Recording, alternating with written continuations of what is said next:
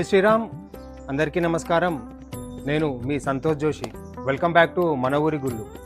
ఈరోజు మనం శివంపేట్ మండల్, సంగార్, మెదక్ డిస్టిక్, సికింద్రాపూర్లో ఊర్లో ఉన్న స్వయంభూగా వెలిసిన శ్రీ లక్ష్మీ నరసింహస్వామి గుడికి వచ్చాము. ఇది మనకు కొండపైన వెలిసి ఉంటుంది. ఇది వచ్చేసి మనకు హైదరాబాద్ నుంచి దాదాపు 30 నుంచి 40 కిలోమీటర్ల దూరంలో ఉంటుంది. ఇది స్వయంభూగా వెలిసిన దేవాలయం.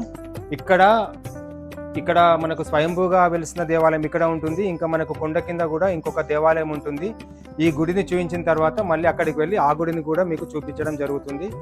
ఇప్పుడు మనకు పైకి వెళ్ళి ఒకసారి ఈ కొండలో వెలిసిన లక్ష్మీ నరసింహస్వామిని దర్శించుకుందాం.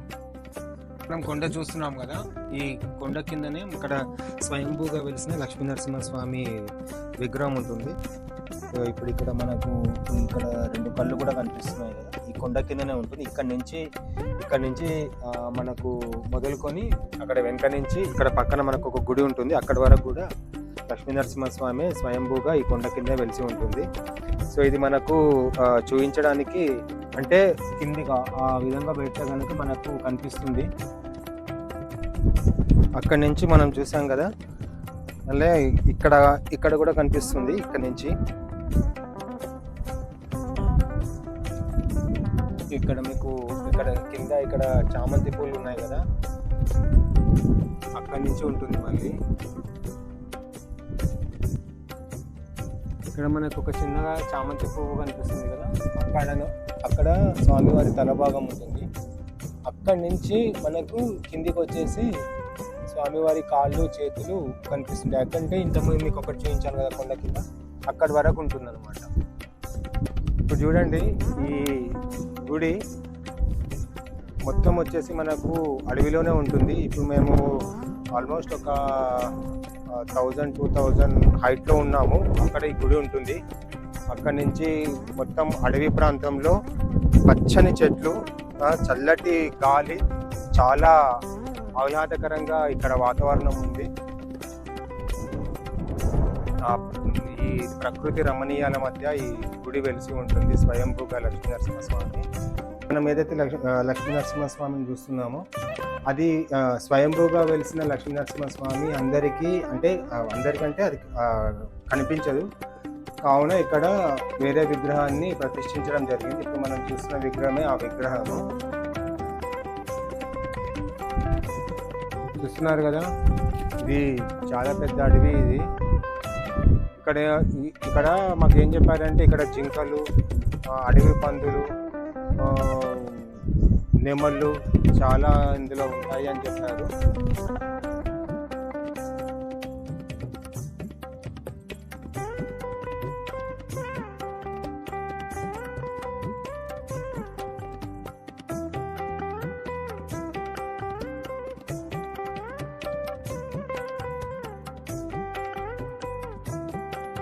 ఇప్పుడు మనం ఏదైతే ఇది చూస్తున్నామో ఇది గుండం.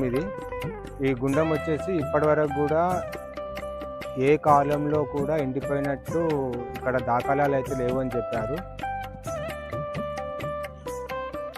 ఇక్కడ మనకు నవగ్రహాల గుడి ఉంటుంది. ఈ నవగ్రహాల గుడి పక్కనే మనకు ఆంజనేయ స్వామి విగ్రహం కూడా ఉంటుంది.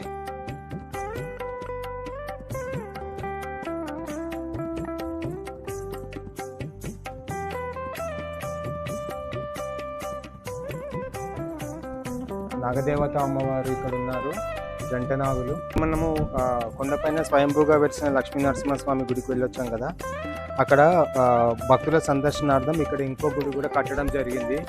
ఇప్పుడు ఆ గుడికి వచ్చాము. ఇది కొండ కింద ఉంటుంది. ఇది దాదాపుగా 1 కిలోమీటర్ దూరం లోపల ఈ గుడి ఉంటుంది.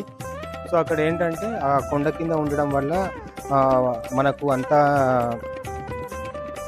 అక్కడ అంతా క్లియర్గా లక్ష్మీ నరసింహస్వామి దర్శనం ఇవ్వడం లేదు. కాబట్టి ఇక్కడ ఇంకొకటి కూడా గుడి కట్టడం జరిగింది.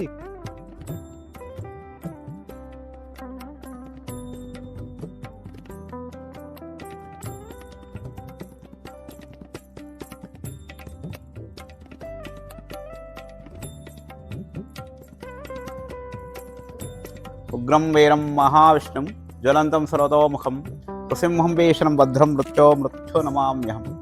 ఇక్కడ సికింద్రాపూర్ లక్ష్మీనరసింహస్వామి దేవాలయం చారిత్రకంగా కానీ భక్తులకు మానసికంగా కానీ ఎంతో ఆహ్లాదమైనటువంటి క్షేత్రం. ఇక్కడ ఇంచుమించు దాదాపు ఒక 250 సంవత్సరాల క్రితం స్వయంభూగా కొండపైన వెలిసినటువంటి లక్ష్మీనరసింహస్వామి. ఇక్కడ విశిష్టత ఏంటంటే ఎక్కడ 108 దివ్యక్షేత్రాల నారసింహ క్షేత్రాలలో లేని విధంగా కొండపైన పడుకొని ఉంటాడు స్వామివారు. అందుచేతనే శయన నారసింహుడు అంటారు పైన. ఆ శయన నారసింహుడు అంటే పడుకున్న విగ్రహం మనకు కనబడకుండా ఉంటుంది. కాబట్టి స్వామివారి ఎక్కడైతే పోయి ఆ 2 శిలల మధ్యలో పడుకొని ఉన్నాడో ఆ పాదాల మీద మనం పాలరాతి విగ్రహం ప్రదర్శించడం జరిగింది మొన్న 8 సంవత్సరాల క్రితం. అయితే ఇక్కడ శయననారసింహుడు అనే విధంగా అక్కడ నేను సప్తమహామునుడు అని చెప్పి ఆ స్వామి వచ్చి వెలిసింది చూసి ఆ యొక్క వెలుగుతురు కానీ అగ్ని కవగిలలు కానీ చూసి నవనాథమునులు గ్రహించి స్వామివారి ఇక్కడ వచ్చి నిలబడ్డాడు అని చెప్పి గ్రహించి ఆ నవనాథమునులు స్వామిని శాంతింపజేసి స్వామి ఇక్కడ రాత్రి అయింది, ఇక్కడ విశ్రాంతి తీసుకోండి అనడం చేత స్వామివారు ఆ 2 శిలలో మధ్యలో పడుకొని ఉంటాడు. అప్పుడు నవనాథమునులు ఉదయం ఈ కోనేరు ఇక్కడ కింద గుడి దగ్గర ఉన్నటువంటి కోనేరు సృష్టించి ఈ నీళ్లు స్వామివారికి పాద ప్రక్షాళన చేసి శాంతిపరిచి పంపించినట్టు చరిత్ర.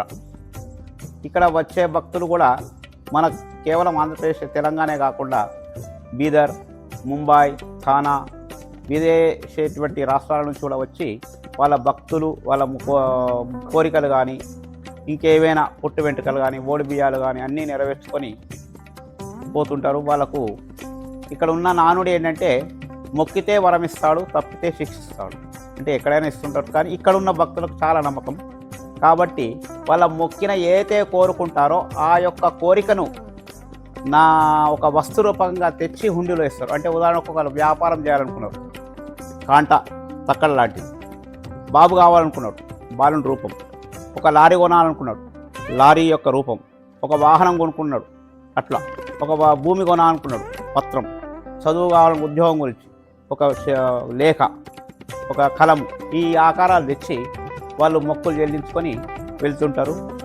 ఇది అనాది నుండి వస్తున్నటువంటి ఇప్పుడు చాలా వరకు చాలా డెవలప్ అయింది. ఇక్కడ ఇంతకుముందు మొత్తం కొండలే ఉండే, ఈ రూములు ఇవన్నీ ఎవ్వి లేకుండా సత్రాలు. ఇక్కడ అర్చకులుగా ధనుంజయ శర్మ నేను ఇద్దరము చేస్తున్నాం. 18 సంవత్సరాలు అవుతుంది మేము చేయబట్టి.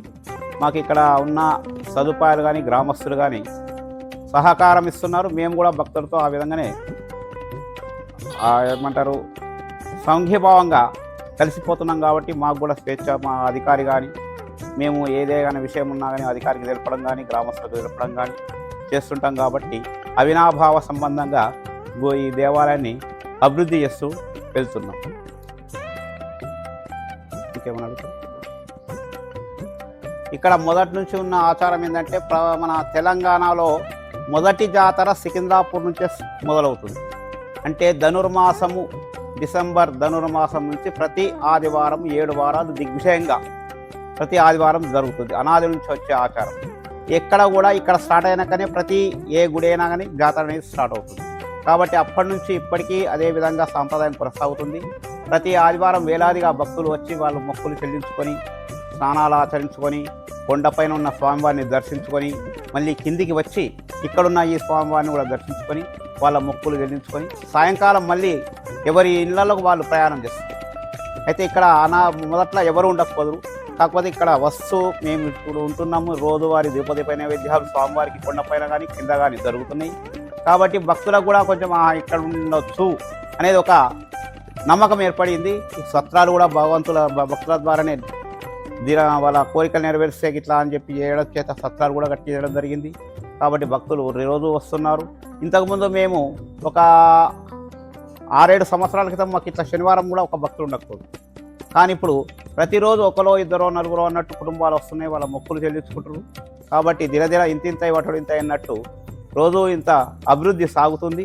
భక్తులకు కూడా ప్రయాణ సదుపాయాలు వాళ్ళ ఏ విధంగా వస్తున్నారు పోతున్నారు. అయితే ఇంకొకటి ఇక్కడ ఏంటంటే సుదర్శన నారసింహుని అనేది ఒకటి మేము స్టార్ట్ చేయడం జరిగింది. అమెరికాలో ఉన్న భక్తురాలు కోరిక మేరకు వారు ప్రతి నెల చిత్తా నక్షత్రము లేదా స్వామివారి జన్మ నక్షత్రం స్వాతి నక్షత్రం రోజు సుదర్శన హోమం చేయడం జరుగుతుంది ప్రతి నెల. కాబట్టి దానికి కూడా భక్తులు వస్తున్నారు. వాళ్ళు కూడా కొంత వాళ్ళ కోరికలు నెరవేర్చుకోకుండా ఇంకా ఏమంటే ప్రతి స్వాతి జన్మ నక్షత్రం, స్వామివారి జన్మ నక్షత్రం రోజు అభిషేకాలు, తులసి నామావళి, తులసి పూజ, అభిషేకం ఇవన్నీ చేయడం జరుగుతుంది. అయితే ఇక్కడ స్వామివారికి కిందనోమో మనకు సాక్షాత్తు ముఖ కవలికలు, నేత్రాలు, కళ్ళు, చేతులు అన్నీ కనబడే విగ్రహం. ఇది కూడా అప్పుడు ప్రతిష్ఠించిందే వేల నాటి వేల పుట్టలో ఉండే చింత చెట్టు కింద ఆ యొక్క విగ్రహం కనబడుతుంది. కాబట్టి మనకు ఆ కింది రూపంలో, కింద ప్లేస్లో, అదే స్థలంలో కింది డౌన్లో ఉండే కాబట్టి చిరజీర స్వామి మంగళాశాసనాలతోటి పైకి ఒక గర్భగుడి కట్టి పైకి రావడం జరుగుతుంది. పైన ఏంటంటే స్వామివారి 2 శిలలో మధ్యలో పడుకొని ఉంటాడు. మనం స్వామివారి ఏదైతే ఆ ఏకశిల అని ఉన్నదో అది కనబడే మధ్యలో కింద ఒక పైన శిల, పైన ఒక శిల మధ్యలో ఇలా పెట్టి చూస్తే ఇటు అమ్మవారి సైడ్కి వెళ్ళి సర్పం 7 అచ్చులు వస్తాయి. ప్లస్ స్వామివారి సైడ్కి వెళ్ళి 2 మెట్లకి వెళ్ళి చూస్తే స్వామివారి ముఖ భాగం, ముక్కు, ఎదభాగము, నాభి దగ్గరనే కొంచెం ఇట్లా ఎత్తు కనబడుతుంది. కాబట్టి పడుకొని ఉంటాడు. కాబట్టి ఎవరంతలా వాళ్ళు పోయి అక్కడనే సొరకల్ని మనమున్న ఆ సొరకల్నే చూసుకొని వారు అక్కడనే కొబ్బరికాయ కొట్టి వారి మొక్కులు ఏంటి అక్కడ చెల్లించుకొని ఈ కనబడే పాలరాతి విగ్రహంకు వస్తాం. కాబట్టి ఒక ఆదివారం నాడే ఇక్కడ విశేషంగా భక్తులు వస్తారు. కాబట్టి స్వాతి నక్షత్రం రోజు ఆదివారం కాబట్టి పైన కనీ కనబడని రూపం స్వయంభూ, ఇక్కడ కన్ను మొత్తం కనబడుతుంది. కాబట్టి ఇక్కడ కూడా స్వయంభే. ఈ విగ్రహం కూడా అప్పటిదే. కోనేరు, కింది గుడి, పైన గుడి ఈ 3 ఒకేసారి వెలిసినటువంటి క్షేత్రము. కాబట్టి అది శయన నారసింహుడు, ఇక్కడ కూర్చున్న నారసింహుడు.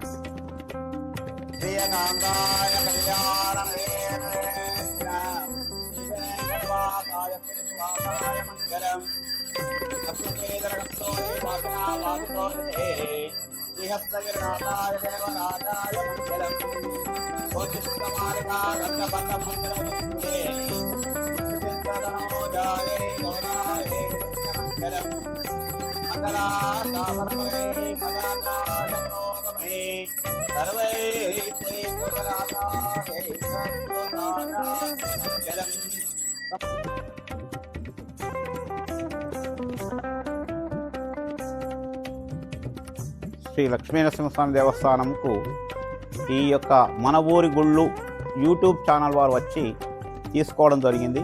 ఈ యూట్యూబ్ ఛానల్ను సబ్స్క్రైబ్ చేయండి, లైక్ చేయండి, ఆ స్వామివారి ఆశీస్సులు కూడా పొందండి అని మేము కోరుతున్నాం. ఇది సికింద్రాపూర్లో స్వయంభూగా వెలిసిన శ్రీ లక్ష్మీ నరసింహస్వామి గుడి యొక్క చరిత్ర. ఈ వీడియో కనుక మీకు నచ్చినట్టయితే లైక్ చేయండి, మీ దోస్తులకి షేర్ చేయండి. దయచేసి మన ఊరి గుళ్ళు యూట్యూబ్ ఛానల్ని ఎవరైతే సబ్స్క్రైబ్ చేసుకోలేరో సబ్స్క్రైబ్ చేసుకోండి. ఇలాంటి పురాతన గుళ్ళను మీ ముందుకు తీసుకురావడానికి ఈ ఛానల్ని సబ్స్క్రైబ్ చేసుకోండి. Thanks for watching. జై శ్రీరామ్, ధర్మో రక్షతి రక్షితః. ధన్యవాదాలు. ఓం శ్రీ లక్ష్మీ నరసింహాయ నమః.